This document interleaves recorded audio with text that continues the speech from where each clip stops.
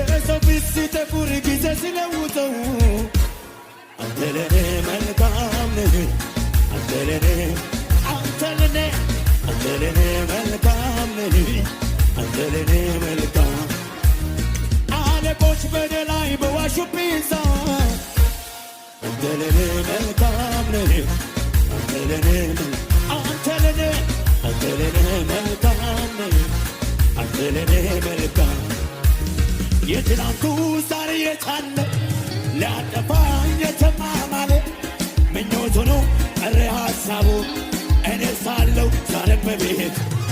የትናንቱ ዛሬ የቻለ ሊያጠፋ